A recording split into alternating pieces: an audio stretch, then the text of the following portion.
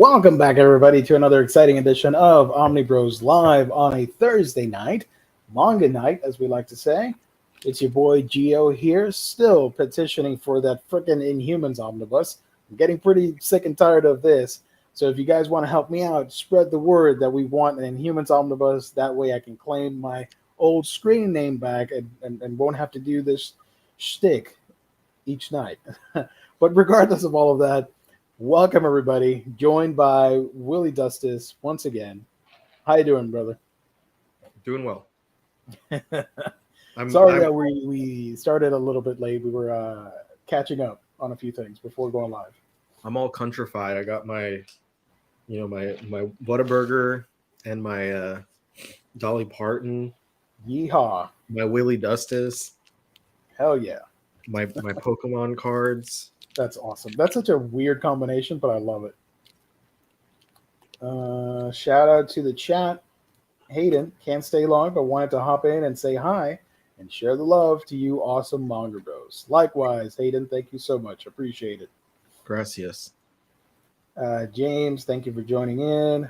Cedric, hi guys. Coming from a huge sale on manga where I bought the integrality of Real. So I'm hype. Congrats. That's awesome. Speaking of buying manga, you guys need to check out our sponsor's website.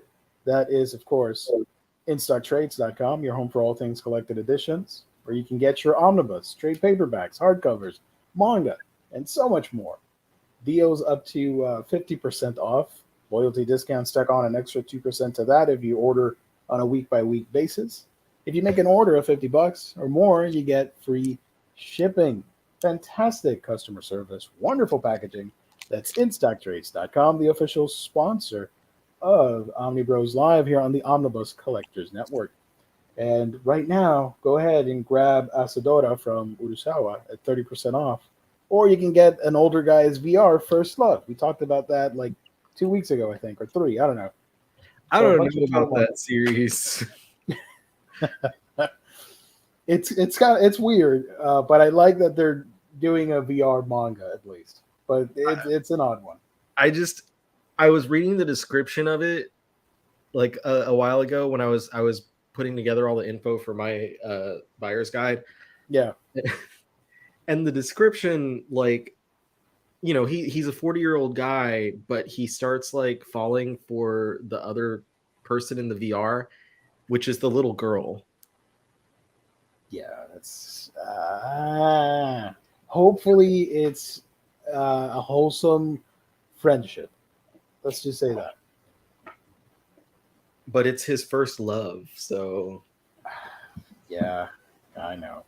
I'm just not. I don't know. I can't fully judge it because I haven't read it myself, but like, it just isn't giving me the vibes. Speaking of vibes, actually yesterday I talked about it on the show. Berserk is the top seller right now at InStock Trades. That's awesome. Love to see that. I asked them to let me know, and they didn't. If like they saw a lot of new accounts that were people buying Berserk or other like Dark Horse manga, because I had mentioned on my video that like those books are available early, and I dropped like not just IST, but I gave like other stores and stuff. Yeah. So I was like, if you don't have a local shop near you, here are some stores that will likely have it online. Yeah. I mean, I saw like, I think it was Barnes & Nobles that had it like, the cover price is $50. They had it for like 40 something. I don't know. But you can't beat 42% off. And if you have that extra 2%, yeah, baby, let's go. It's another $1 off, right? Yep. And even if you pay shipping for just that item to get it for like $32 or $33, that's solid compared to paying the $50. But yeah, check it out, guys. Check out InStock Trades and buy some books. I got a really shiny card. Oh, look at that. Wait a minute. What is that? Magma Basin. Basin. The heck? Did you know, we're deviating a bit from the subject of tonight's episode, but I don't care.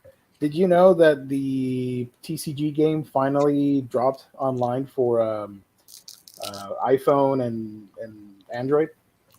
Really? The Pokemon TCG game. You could previously play it on your computer or your tablet, and people have been waiting and asking for them to do the mobile version on your phone. It finally dropped, and you can download it now for free. I'd be so intimidated though, because like I haven't actually played the game since like Gen 2, like the card game. It gives you a pretty cool tutorial, and it catches you up to speed on what you need to know about all the new rules and stuff. I've been playing with it a bit. Because they have now like the V and the V Star and whatever. Like I just been collecting, and even when I was younger, like I mostly was just collecting it back when I was a kid. And I would play every once in a while, but like as a kid with that, and then also with Yu-Gi-Oh, like we just kind of made our own rules. Yeah. I remember getting the first ever set for the Pokemon TCG, and the first deck that they, oh, look at that. I think I may have that actually. Drampa's cool.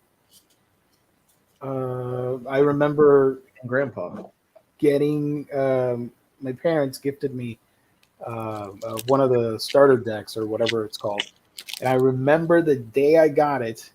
It was after school. I got it at Toys R Us or Walmart or whatever, and then we went to eat dinner at, and this is very specific, at a Yito place or whatever you call them.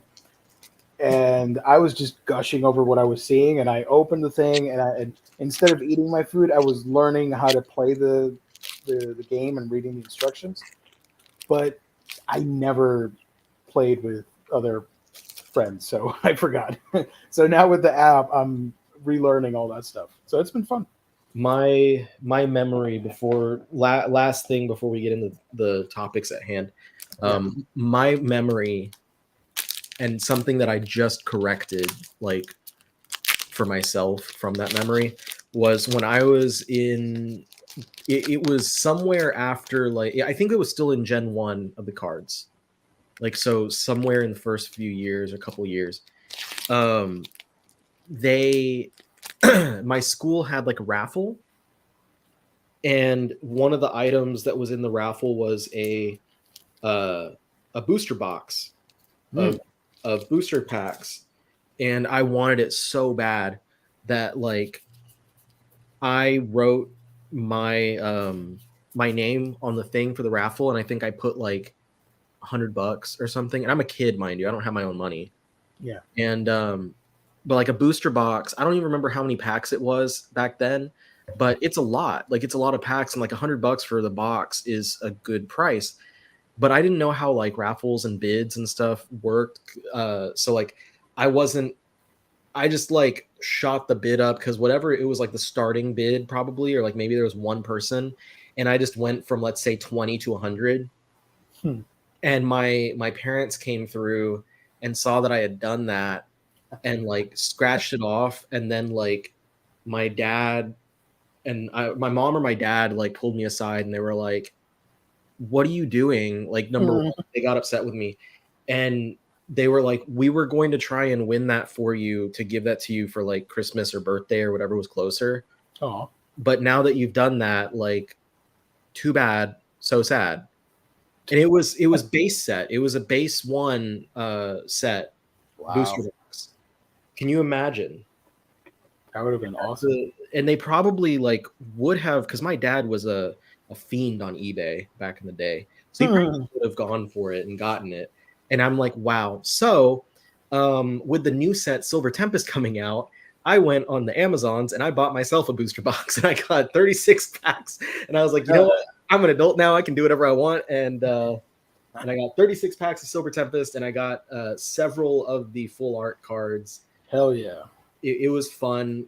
It was really nice to kind of put that, put myself in that situation that I wanted so bad when I was younger, Yeah. Hayden is willing to trade you for 2 Caterpie and a Bidoof. Okay. Got it. Sounds good. You can exchange info later after the show. Actually, this is a small topic. Thank you, Ship It Chris, for bringing it up. I was going to mention it tonight. Evening, folks. Anyone else picking up the Lucifer and the Biscuit Hammer reprints? I would have been super excited about this, but I have to give a shout out to my friend Travis. He watches the stream. He's on the Facebook groups, and he gifted me a set of Lucifer and the Biscuit Hammer a couple months ago. So I'm not I'm happy for those that don't have it. But for the longest time, that's been a series that's been horribly out of print and really expensive. Like each volume, I think volume 1, you could get for instead of 20, you could have gotten it for 30 or 40. Everything else was like 50, 70, $80, $100. It was stupid. And I remember emailing, I don't know if you remember this, Riley. I remember asking 7 Seas 2 years ago or 3, hey, are you guys going to reprint Lucifer and the Biscuit Hammer? And they just said, no, we're not going to do that. And then now in 2022, they're like, everybody's been asking for this, so we're going to reprint it. Sons of bitches. I did go ahead and buy it. You got it, the reprints? Yes. Hell yeah. I was like, you know what? It's a fun one. I had the first volume back in the day, and because of the fact that the rest of the series was so hard to find, I never even read it because I was like, there's no point. I'm going to read the first volume. If I enjoy it, then I'm just going to be upset. So I sold it, and now since the whole thing is back, I went ahead and ordered the whole thing. Is it still available? I have no idea. I'm going to check real quick. I know they said the other day, they were like, our reprint is almost sold out. And it was pretty soon after it went live. Dude, as soon as I got, because I have notifications for every publisher, as soon as that popped up, I clicked through and bought it. Zero hesitation. Well, at least volume 1 is still available. Volume 2 is sold out. Volume 3 is sold out. Volume 4 and volume 5 is still available. So at the moment, only 1 and 5 are at the Go Manga store. Okay. Everything else is sold out. Well, that was really the only big thing that happened this week because their only announcement was for a special edition of a novel. Yeah, nobody cares about novels. Not in this show, anyways. I think they will have other retailers. The way they worded it seemed like it wasn't only going to be them, an exclusive to their store. It was just whatever. Because it's them directly. They can do that and get it out first, I guess. Yeah. And you know what? It happened when there's a show coming out, right? Or it already came out? It already came out. Yeah. So that finally they did that. Also, I mean, they have more money now than they did before. So yeah, they're more likely to do this stuff now.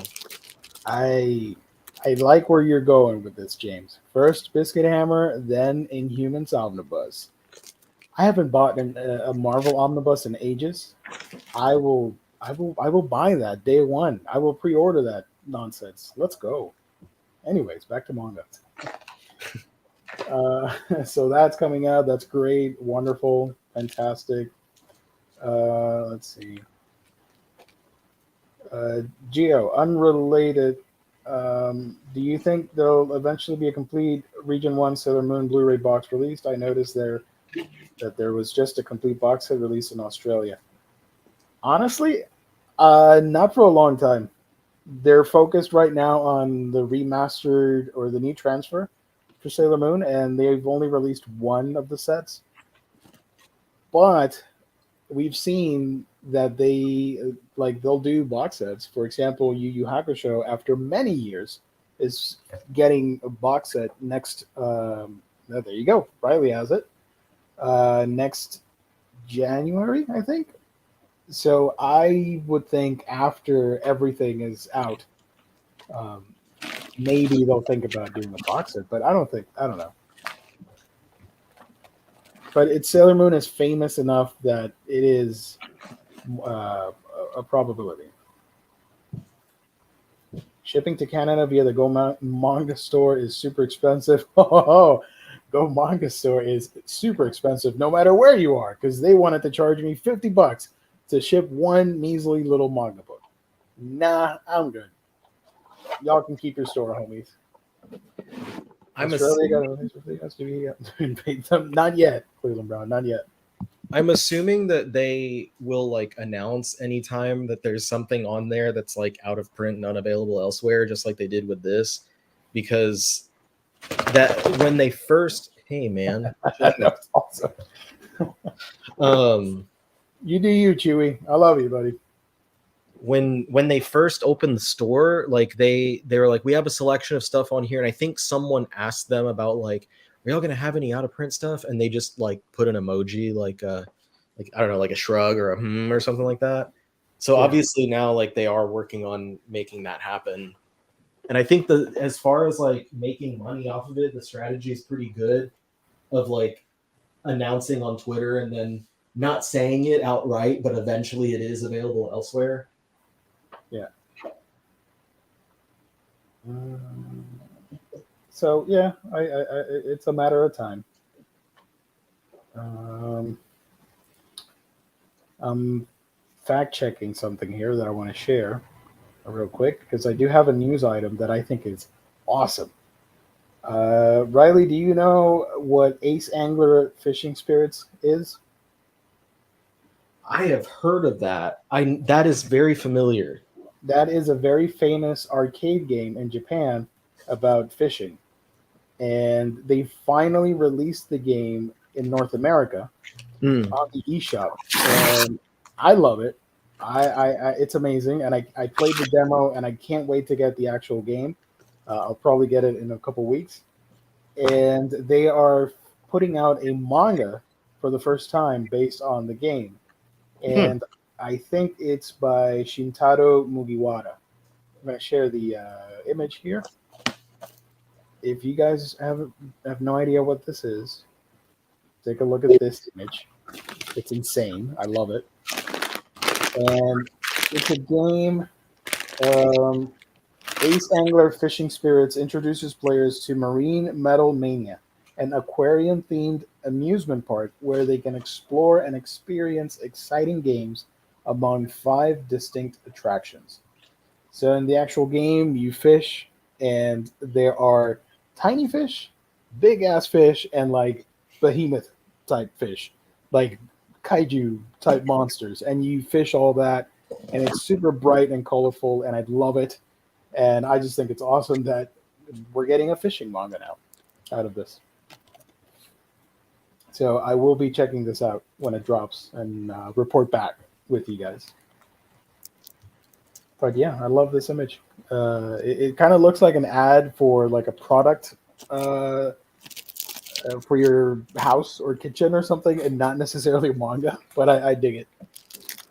So, first impressions of new stuff. Yeah, let's do that. I've got several like first volumes that I read in the past several days. I've been trying to catch up with some releases. I just got another package today, but there's no first volumes in there, so no other first impressions. Which one surprised you the most out of that stack?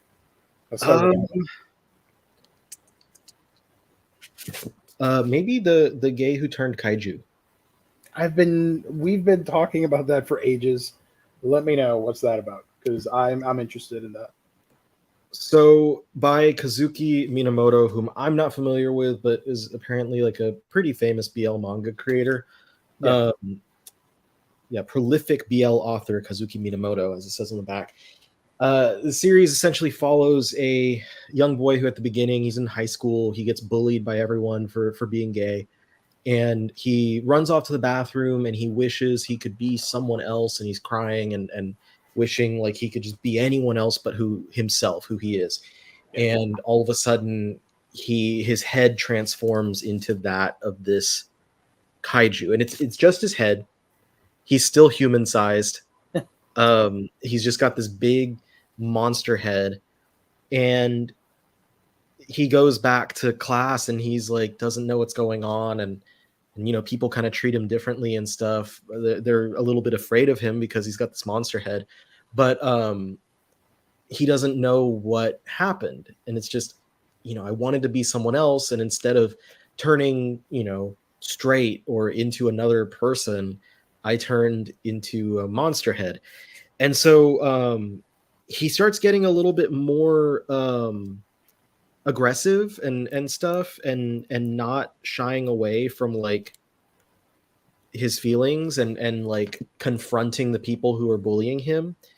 And with that, he winds up finding that there are others that this has happened to, that have become transformed into kaiju because they wanted to be someone else. And so, the series has its plot where he's trying to figure out how to turn back. But it also, it's a lot about not just, because there are other characters who wind up having similar situations where they don't want to be themselves, and it's not because they're being bullied for being gay, but also there's a character who, like, his sibling is super successful, and his parents treat him as lesser, and he, they have these expectations on him, and he just wants to be appreciated for who he is. Yeah. So he transforms as well. He's like, I don't want to be me if I can't be appreciated for being me. And so it's, a lot about just like kind of how you view yourself, and how you portray yourself to others, and how you respect yourself at the end of the day is a lot of it. So it was really well done. There was one scene in there, like at the end of chapter 2 or something, that was a little bit like, I wasn't that cool with it. I don't want to like spoil anything, but like the rest of the book doesn't really go in the direction that it seemed like it would have because of that scene. Okay. I warned about it in my video when I did the November buyer's guide. Buyer's guide, yeah. And I mentioned like it seems like there might be some kind of a student-teacher relationship, but aside from like the little scene in that moment, it really didn't go anywhere else. So not that much to worry about, but it is rated mature. It's for older teens. So you might have said it already, and I apologize. Is it a volume 1 or is it a one shot? It is like just a single volume. So okay. There's no volume 2. It's all inclusive in this single release. And my second question, is it like for real a kaiju or like a metaphor? And like, do people recognize that he's transforming? Yeah, he transformed. Like okay. And he interacts with people as the kaiju as well. I love that. there is a, hold on. This is a slight spoiler, but just to kind of show you. Yeah. Like that's him as full kaiju mode over the entire town. Nice. So it does go with that, and it's not just like how he sees himself. Yeah. It's legitimately physical transformation of this teenager into this weird big-headed monster. Yeah, because I don't mind the metaphorical stuff. That's great, yeah. and it sounds like a great read. But as a kaiju fan, I really wanted that to happen, like for real, a giant person. So that's awesome. No, it's legit. So I recommend it. It's $15 from Yen Press. It's just the single volume. It's pretty thick. I want to say probably about 300 pages long in total. Yeah, that's thicker than I thought it would be. Cool. Yeah, the afterward the afterward starts on page 257. So yeah, it's about 250 pages long, and just all encompassed in that one volume. Nice. Well, we're gonna take turns here. I'm gonna talk about. I didn't read as many new series as you did, but I have 3 here that I put in the thumbnail that are new Shonen Jump titles. And the first one, I'm going to share the image here because I don't have it physically, obviously, and I didn't bring my tablet with me. Where is it? Let's do this one first. This is the Ichinose family's deadly sins. The description says, Tsubasa Ichinose is a middle schooler who loses his memory in an accident. He is able to safely reunite with his family, soon faced with a new, shocking reality. what is going on with this family? So you told me that this had a large reading debut on the app Yes. for brand new Shonen Jump titles. I did not know that. And I think this is a really clever, funny, and potentially dramatic series that I hope doesn't get canceled because it's very original compared to everything else on the magazine. Like I said, like I read in the description, he loses his memory, but you find out right away, so it's not a spoiler. The whole family has lost their memory. Nobody can remember who they were. They were all on this accident. This car flipped over, or they had an accident of some kind in like the bus or whatever, and they all lost their memory. So they're trying to piece everything together, who they are, and there's a hint that it may not be peaches and cream with this family, and they might be totally different than the cheery, optimistic individuals that we first see. I think the art is really cool. Let me see if I can find a picture here to show you guys. I'm going to browse real time because I noticed that they tweeted an image for the art. Here it is. Copy image address. I really like the art, and yeah, here it is.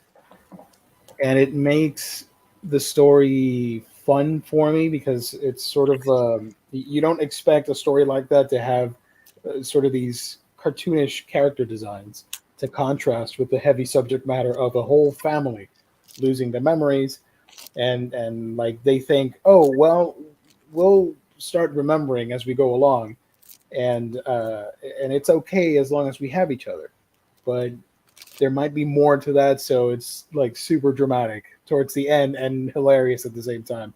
So I'm really looking forward to more chapters for this series. I think it literally started this week or last week. It only has one chapter, but I recommend it so far. It's an interesting premise, and it's something very different from the Shonen Jump magazine. We're because there was this one, and I think was there a new series last week? Or is this the first of the new round? I think this is the first one of the new stuff because the other ones that I read came out back in September. Okay, yeah, I hadn't read it. I read them so until now. There's supposed to be a new series in Weekly Jump every week, starting with this one, and so they already announced the next new one is the one by Nisio Isin that's coming up. Oh yes, what did I say it was called? I forgot. New series alert: Cypher Academy, story by Medaka Box writer Nisio Isin. Yeah, Cypher Academy is the new one. Whoa! I enjoyed this first chapter and loved Takopi's Original Sin. So looking forward to seeing how this plays out. I think it has potential. Hopefully they don't chicken out and cancel it early. I mentioned this before we went live, and this will be relevant for like the rest of the stuff that Gio's talking about. But I think that they, because editorial at Jump is aware of the fact that they're about to get into a transitional period for the magazine. They're really trying hard to get like the best stuff, and they're really like cultivating at this point the magazine to be like, these are the series that you're going to be seeing in the magazine for the next several years. If you look at all of the titles that are in Weekly Shonen Jump right now, generally there's 20 ongoing series at a time, and right now there's 20, but one of them is Ruri Dragon, which is on hiatus. Yeah. If you look at all of them right now, there's the two Ginka and Glüna and then Tokyo Demon Bride story started in September. Before that was Ruri Dragon, which started in June, went for like 6 to 8 chapters and went on hiatus. The fact that that series is not out of the magazine yet, to me, spells out that they want to keep it like they are counting on that being a big one when it comes back. Yeah. Because it was big when it started. It was a record holder with its first issue, with its first chapter, that was broken by this new one, the Ichinose family one. Yeah. Before that, in June of this year, was a Kanabanashi, and we know what's gone on with that series. That one's become huge. And then before that, last September, so just recently past a year in the magazine, is PPP, which I haven't kept up with, but as far as I've heard, I've seen people say it seems like it might be wrapping soon. So that might be one of the series that gets shoved out of the magazine in favor of one of these new ones. Yeah.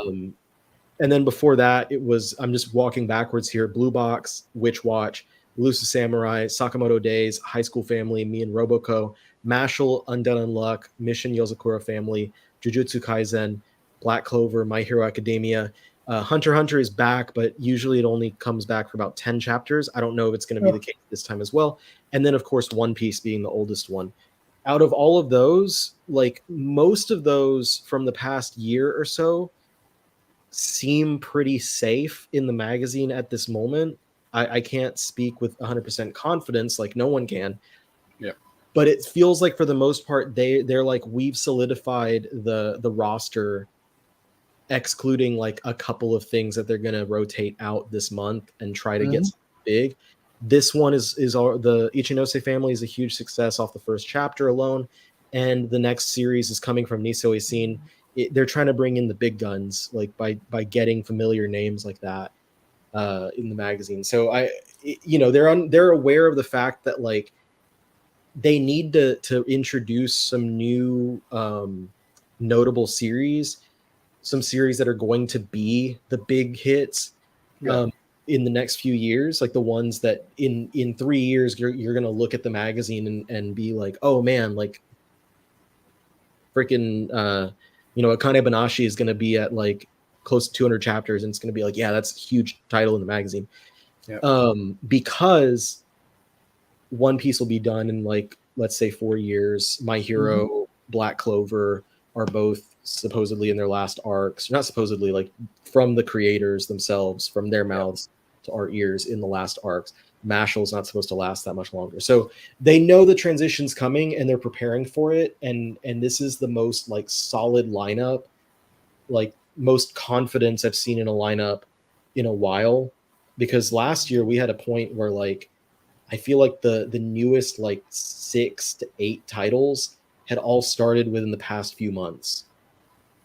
And now we like the newest titles are from this week, and then for that, like 2 from September. So they canceled a bunch of series. Wait a minute. Like it was like last fall or something when they went through a big. Oh wait, I got it. Ayashimon, Protect Me, Shugamaru, Doron Dororon, Earthchild, Super Smartphone, all of those got canned pretty quickly. Yeah, so one of those was making room for Hunter x Hunter, and then the other 3, they were, one of them was for Ginka Glüna, one was for Tokyo Demon Bride, and then one of them for this Ichinose. So we'll see what the other ones. I think right now there's actually 1 free spot in the magazine. So I think Ichinose took the one that was free. So there should be 3 more titles leaving. I don't know anything about Tokyo Demon Bride. I'll let you talk on those in a second.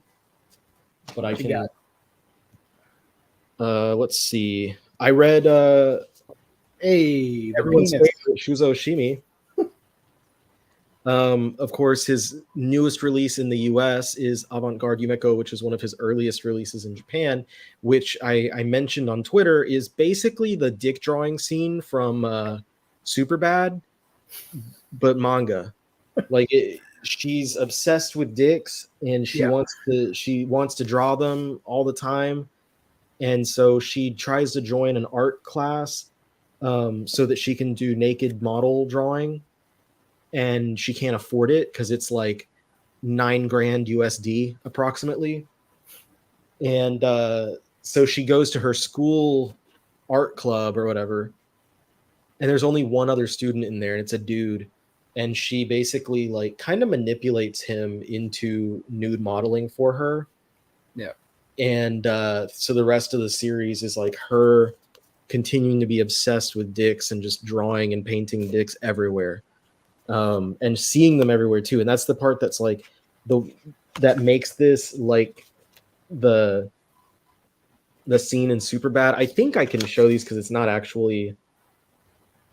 Yeah, no, I think you're good. They don't show the male genitalia. Yeah, it's all censored, but she's like, seeing it everywhere. Yeah, because she's super naive, and like she discovers about that, and now she can't unsee it, and everything. Like you could, that to me was the most interesting part from a psychological type of point of view, where everything's about sex in real life, and once you become obsessed with it, you see it everywhere. So I guess that was what Oshimi was going for. It was. I thought it was all right. Nothing too special. Yeah, it's not nearly his best work, and also I wouldn't recommend it if you don't enjoy sexualization of like teens or something, like because it doesn't start in a way that's sexualized. She's just like the penis, like I just love it, know. Yeah. But eventually it does get that way. Yeah. And that like towards the latter half is where I felt a little bit uncomfortable with the topic and stuff.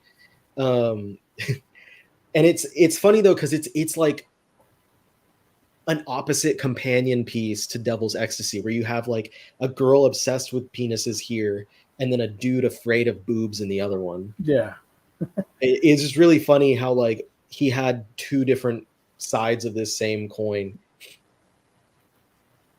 Double standards. If we were to make a manga about a dude, drawing, what, it'd be a different experience. I'll tell you that much. She definitely doesn't do it with the knowledge of any authoritative figure. Oh no, yeah. Like even her mom walks in and like has no clue. Like she's got all these like paintings and stuff plastered on the walls, and she's just like, "What is this odd shape that she's drawing?" It's like, "Mom, are you that blind?" Like a teacher walks in because it's an after-school club. And the teacher walks in and is like, "Oh, there's a new student," and like the teacher doesn't see what she's doing because the boy is hiding. He's naked, hiding under the desk, and she's just like, "Oh, I can't show you my art." So like no one knows. Like she's obviously kind of ashamed of what she's doing because she knows that it's a private thing. I don't know. It's weird. It's definitely a weird one, and I don't know if those are the only two like super explicit like sexual things that Oshimi did in the early stuff, because we're getting one of his other, was it Sweet or whatever? That has some sensual elements to it and metaphors for puberty and sex. The Sweet Poolside or whatever. But it's not as like outright with it. I don't think there's anything graphic, but it goes places because it's about body, hair, and shaving and puberty, and I don't know. It was wild. The art is not my favorite on the early Oshimi train. I didn't read his like afterword and notes and stuff in this, and I only skimmed through some of it in Devil's Ecstasy, but like he does talk about what he's doing in these titles, and so I don't know. And obviously like he didn't really stick to doing a bunch of like these types of things later on. Yeah. So it's mostly just the early Oshimi. Got a question before I go to my next pick. Just out of curiosity, since the cover art caught my eye, is Go-Go Loser Ranger any good? Well, you're gonna have to wait. Yeah, I'll talk about it after your. Let me do mine, and then we'll talk about Loser Ranger. Man, I thought you had a Millennium Eye shirt on. Oh no, it's the photo. Eye of Agamotto. What am I doing? I'm sharing my screen. Hold on. I forgot where was I? Okay, we're doing this. Okay, so the next series that I read that I wanted to talk about tonight is one of the newer series over at Shonen Jump, Ginka and Glüna. However, Luna is spelled with a G, but it's silent. The story begins deep on a snowy mountain. Luna lives alone until the day she meets a mysterious snowman named Ginka. In order to see the outside world, Luna is determined to learn magic from Ginka and leave the mountains. As long as we're together, nothing is impossible. Where will their fun adventure take them next? Now begins a magical, fantastic journey like you've never seen. Except we've kind of seen most of it because it does share a huge amount of tropes with other Shonen Jump manga and non-Jump manga as well. But it's cute, it's fun. I dug it. It's super fast paced. I think I told you before the stream I'm only like 3 chapters behind, and I felt like I've already read 2 or 3 volumes of collected material. It's that fast. Uh, the character of Luna, she's an orphan, which we've seen that many times in manga, and now she finds the snowman, and he's sort of the quirky, uh, funny comedic relief of the series, but actually, slight spoilers, turns out to be a badass who has special abilities and is super powerful. Something happened to him, and now they're after pieces of this character. And once they assemble the thing, something will happen. I'm being very vague about it, but you can see where they took their inspirations from other things, like your One Piece or Fairy Tale or whatever. But I like that it's very European centric with its world. It literally looks like a forest, a snowy forest in Germany, something like that. And Luna, she's a go getter and wants to learn about magic so she can have an easier life because she lost her family, her mom and dad. And once they set out on the adventure, they go to a guild and they do like missions and stuff. And you learn more about the magicians of the world and the government and all that stuff. So it's your fairly typical shonen-y book, but it does have a cute cast of characters that I think will appeal to audiences. And the art's pretty nice too. Ginka the snowman is super greedy and likes to drink, which I thought was pretty funny because it contrasts with Luna, who is very naive and has no idea about the world. There's a chapter where she tries bread for the first time and she's head over heels over it. And everybody's like, "You really like bread that much?" Like, "Yes, this is amazing." So it's moments like that where you um, either love or hate the characters. But I'll stick with it. It's fun. And the super fast pace makes for a quick read on a Sunday morning. So I'll keep reading this and let you guys know what I think about it. I forgot that the new chapters go up on Sunday mornings, and I was like, that's a random time to mention. Like, Yeah. quick read on a Sunday morning. I was going to say something else, but then immediately I remembered, oh, yeah, the chapters go on a Sunday, so you can read it on a Sunday morning on your tablet. It's easy, like Sunday morning. So this is by Shinpei Watanabe, and he did Peko Peko no Yamai. I have no idea what that means, and was an assistant on Magu-chan, God of Destruction. And that humor from Magu-chan kind of translates a bit into this one. So if you like Magu-chan, that style of humor, you'll be right at home with Ginka and Glüna. I didn't like Magu-chan, so I was like selfishly asking for that series to go down the whole time. I like it. I thought it was cute. I haven't read the ending of it. I don't remember where I left off, but I know it ended, and I was like, cool, it's done. Okay, so I guess as promised, I do have Go Go Loser Ranger. Yeah. Or as it was I think the original Japanese title translates to Reject Ranger, but they did Go-Go Loser Ranger to kind of Parody the Go Power Rangers. Power Rangers, Mighty Yeah. Morphin Power Rangers. So this one's fun. It is by the same creator as Quintessential Quintuplets, Negi Haruba. Nice. I've never read Quintessential Quintuplets though, so Me neither. I cannot say if there's any sort of like stylistic similarities or comedic similarities or anything.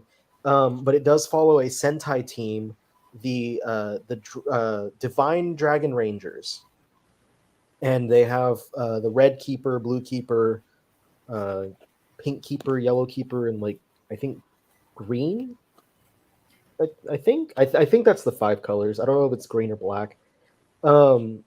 And they're like your typical Sentai team. They're themed. They use their weapons to fight monsters.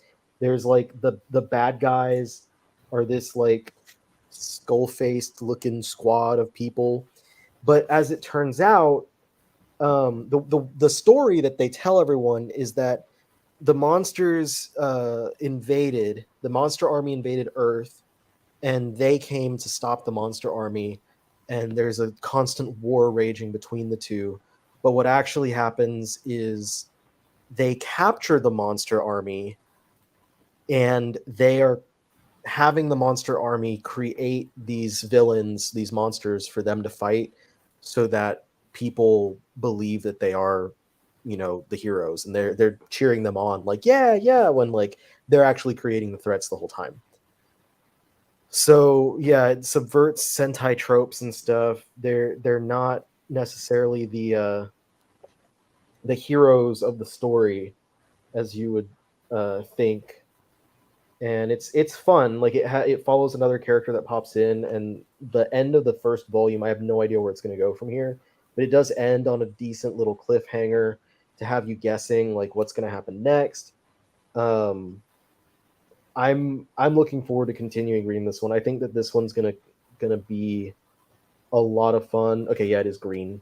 It's red, pink, green, blue, yellow. Yeah, I enjoy it. If you like Sentai stuff and you like manga, then this is gonna be a really good one to try out. It is a little more dense than like just other tokusatsu manga off the top of my head. Like the Ultraman manga right now is not very dense as far as like it's mostly just action. This one has a lot more like dialogue and character and stuff like that. Does it have fan service? Asking for the people in the back. I don't think so. Okay. There's maybe a little bit. There's that. Oh, don't get cheeky now. So I could see that getting an anime adaptation easily. Yeah, if it hasn't already been announced or hinted at, then I think it will. Especially considering the pedigree coming from the creator of Quintessential Quintuplets and how big that series was, and still is. Is there still like movies coming out of that one? For Quintessential? Yeah, I never, like I said, I never followed it, so I'm not really sure. I think it wrapped up manga and anime. I may be mistaken. I don't know. So speaking of Sentai, Super Sentai, while I'm at it, if you guys want something a little bit more comedic and fan servicey, but it's in the same vein as that book, I recommend Love After World Domination. It was put out by Kodansha. The anime aired this year. Did it air this year? Yes, it did. Yes. And the manga just ended this month, like a couple weeks ago. And it's about the power. Instead of the Power Rangers, they are the Gelato 5 after the gelato dessert thing. And the main character, instead of the Red Ranger, he's the Red Gelato. He falls in love with the main villain from the evil squad, whatever they're called. And the two of them fall in love with each other, but nobody can find out. So they are hiding it from everybody, and they're going on secret dates, and he's kind of clueless but wholesome in nature, and she is super adorable and a badass when it comes to fighting. So it's really funny, and I do recommend that. And I hope it does get a physical edition because I would get it. It's awesome. Oh look, Baz. Love After World Domination is great. I like the anime. Wish Kodansha would release the physicals. Yeah, I would get them. I'm thinking of getting the anime because it's already coming out, solicited for January, I think, or February from Crunchyroll. So I might get it. Well, Kodansha's got some announcements this weekend. Oh, right, because they have the thing, right? The what's it called? Anime NYC. Yep. Interesting. So I don't know exactly how we're gonna handle it, but I'll be going to Chicago tomorrow. Yay! They're hanging out with Colleen and Colleen's boyfriend. I won't be there, but you guys have fun for me. We'll have fun for you, and we'll be thinking of you and stuff, and wearing Hawaiian shirts for you. Yes, I want to see those pictures. So we're gonna do something around the announcements, which I think are Saturday. And I suggested that we, like, whatever happens, I just do my own typical type of video, but I'm gonna film it from their wall of books instead of my wall of books. Mm-hmm. And then if there's anything specifically that's like shoujo, josei related, then I call in for backup. I'll be like, I don't really know about this one, so let me call in a friend and have Colleen jump in and say stuff. So that's the plan right now. But I also suggested, just in case Chihaya Furu gets announced for a physical release, because you never know, I suggested that we live stream during the actual announcements. That'd be cool. Yeah. So if it happens, like, you'll get to see the reaction live. Are there any good manga about Christmas? I know they don't really sell. Well, they do celebrate it, not for religious purposes. Sorry, but they do celebrate it. I mean, practically all the rom-coms have Christmas episodes, and they do the whole thing and the gift exchange. They just don't do the religious stuff. Christmas chocolates, right? They do Christmas chocolates. Chocolates and just regular gifts as well. And they do the whole Kentucky Fried Chicken thing where you have to reserve a spot like months in advance to get some damn chicken. Like, Jesus Christ. I forgot about that. Speaking of Jesus Christ, also Saint Youngman. That's a good one. They often in that series have Christmas related stuff because it is about Jesus Christ and the Buddha as roommates in Japan. Yes. That one's especially fun if you know like a lot about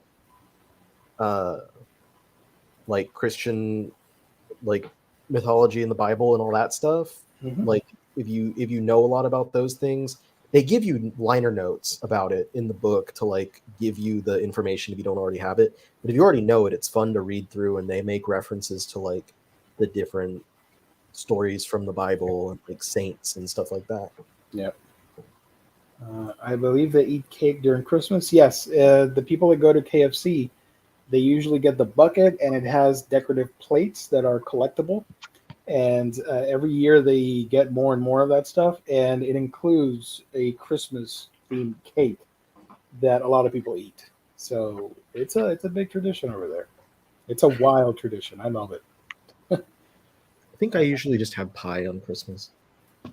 Yeah, or in our case, pernil or something Puerto Rican inspired dish. Anyways, the next one on my list here, the final one, we're about to wrap up soon, is, wait a minute. This I'm not currently up to date, but I've read a couple chapters that I can talk about it. Tokyo Demon Bride Story. Let me zoom in a bit. There you go. And this one says 10 years ago, a young Ginta promised to marry a certain girl. And now that he's all grown up, a wacky Oni girl, or a demon girl, shows up at his door. Get ready for a hilarious Mononoke battle manga. So the girl is Doji Manaka, and she is a demon. And he saved her. She was drowning at a river. They were young. And they made a promise that in 10 years they would get married and all that stuff. So now he's like 17 or 18 or something like that. And she's around that age as well. And she travels to the big city with her entourage of monsters and yokai and demon and wants to marry him. And they get into hijinks. And like I read the description, it does feature battle manga elements. It turns out that the main character here, Jinta, his blood is like super sensitive for something, and it attracts the attention of demons across Japan, and they're after him to eat him. So now she, with her really cool katana and magic abilities, is going to fight the demons and keep him safe. So there's a lot of cool fights and great art, and I am a huge sucker for yokai and urban legends and folklore in my anime and manga, so this is perfect for me, and I highly recommend it just on that alone. I do like this series a lot. I just need to catch up on the chapters. And yeah, it's a very simple premise. I don't want to spoil anything in case you guys want to read it, but that's sort of the gist of it. This is by Tadaichi Nakama. He is also famous for doing Tokyo Grind Horror Channel and Maho Shonen X, two series that I've never read in my life. But it's cool. It's pretty dope. I dig it, and I like the Oni girl. She's cute and badass at the same time. So yeah, there you go. My first impressions on 3 new-ish Shonen Jump series that I recommend you guys check out. If you can get the subscription for the Shonen Jump app for Viz Media, it's only $2 a month or $12 a year, and you read all that stuff, and it's great. That's how I consume my Shonen Jump stuff, because I don't collect Shonen Jump manga physically. I do enough of that for the both of us. Thank you. I appreciate that. I mean, if I had the money, I would definitely. And also, I don't have the space. So instead, I just focus my physical collecting to like the top-notch series or the famous ones and all that. And everything else, I read online for the time being. So what about you? You got one more for us before we wrap up? I've got Tokyo Aliens, and I have the Touring After the Apocalypse. So I can hit you quick 1-2 punch. Okay. Touring After the Apocalypse, I think you said that you use this on one of the real manga fake manga. Yeah, and Jess figured it out that it was real. And this one is, 2 girls touring Japan after the apocalypse. Japan is in ruins, and they have a bike, and they ride around and just enjoy the scenery. But it seems like there might be a little bit more going on here, especially because in like the first chapter or 2, they revealed that at least one of the girls, is a robot or an android with like the ability to shoot some sort of laser thing out of her arm. So there's definitely some stuff going on here, but it's mostly pretty relaxing of a series. Just, these 2 girls who are enjoying looking around the country and just seeing, the scenery and just how everything has become kind of dilapidated after the apocalypse. So it's fun. Like, I really enjoyed the first volume. Yen Press sent me like a dozen new volumes that came out in November, whatever all their new volume 1s were. And I read at least the first chapter of each before I did my November buyer's guide video so that I could give quick impressions and recommend them or not. And this one I was pretty like into, like I didn't want to put it down. Oh, I don't have it on me, but Coffee Moon was really good. Oh, that's right. You were gonna read it. You Yeah, liked they it? sent me that one. Of all of them, I read the whole book. Like I read the first chapter and then I was like, I got to keep going. Awesome. And I read the whole thing. It's like Coffee Moon is like a repeating day trope, like Groundhog Day or Happy Death Day or whatever. But Yeah. the girl who's the main character has already been in this loop for over 1,000 days. So she has already gotten used to the loop, and then another girl joins her and like becomes part of the loop, kind of like in Russian Doll, if anyone's familiar with that one on Netflix. They had the two characters in there, and so they're kind of playing off each other within the loop. But the second person just joined the loop, and so she asks the first one, like, you know, you already know like what's happening or whatever, like how do you know all this stuff, like how long have you been in here? And she's like 1,033 days or something like that. So like she's been at it, right? And it's a lot of fun. I really like it. It's obviously like there's something going on. They don't let you know what it is. It's a little bit of a mystery. But if any of that sounds interesting to you, the premise, or if you like stuff like that with the, you know, the mysteriously repeating days and that kind of stuff, then like definitely check it out. I really like it. It has great artwork, really intriguing.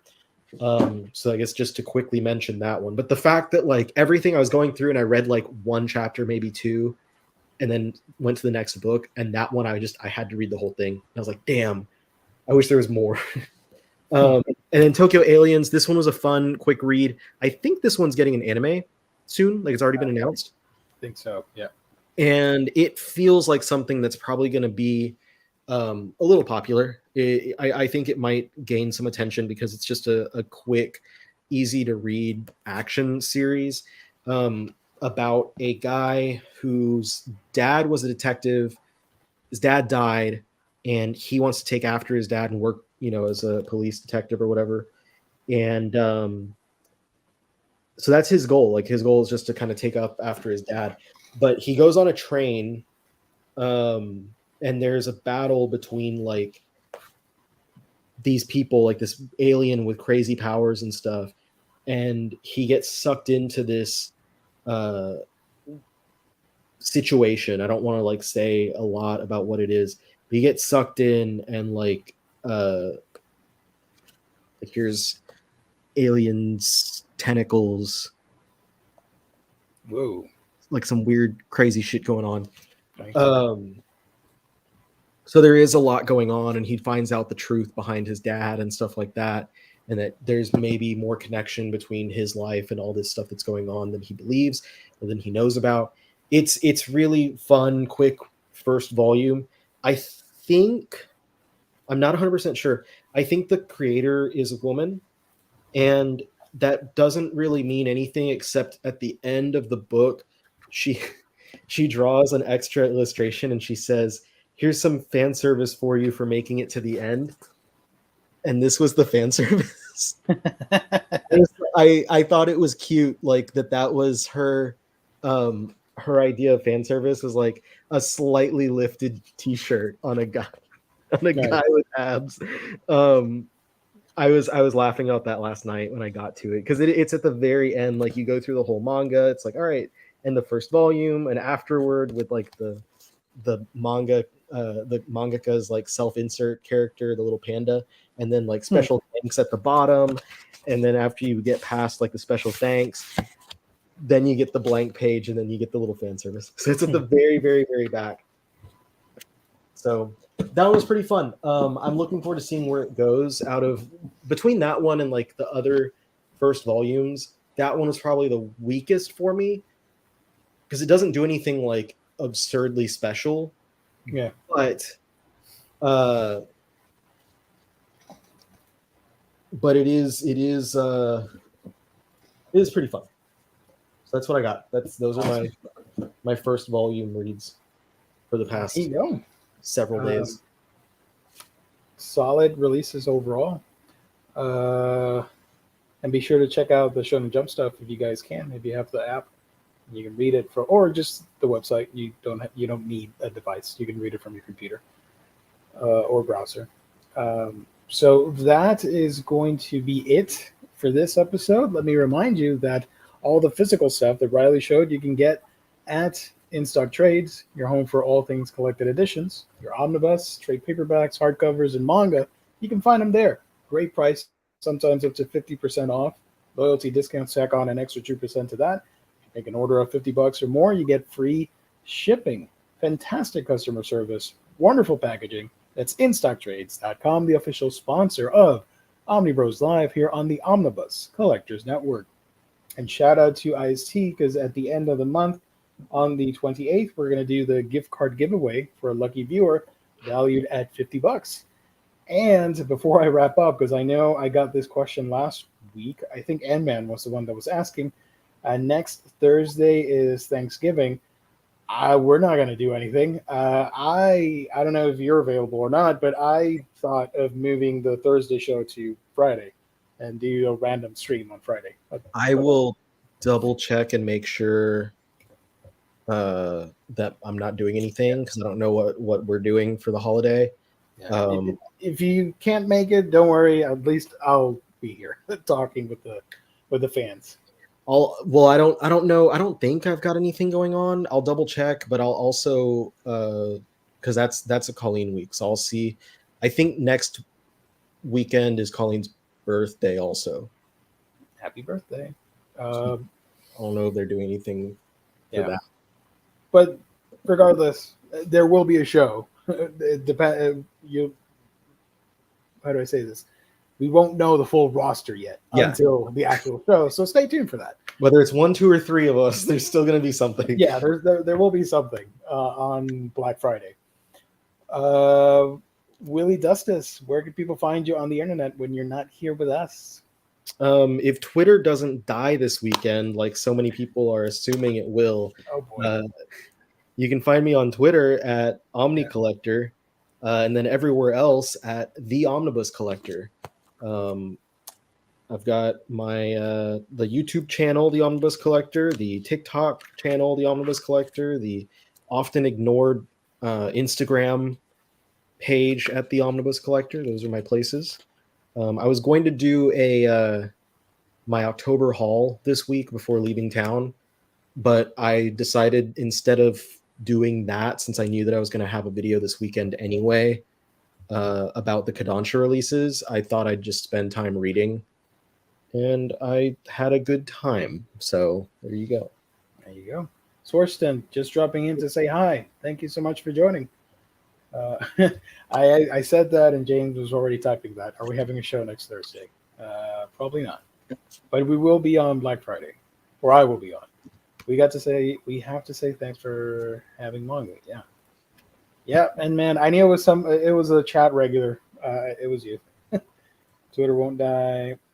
Nothing will die. Everything will keep going on forever and ever and ever, just like our miseries. Anyways, you can find me on my channel. That's A Week in Geekdom, where I talk about anime and manga. And if you're in the mood for some collection videos, I put 2 out this week. I put out my anime collection video, the 2022 update. It's like 30 minutes of talking nonstop about all the Blu-rays behind me.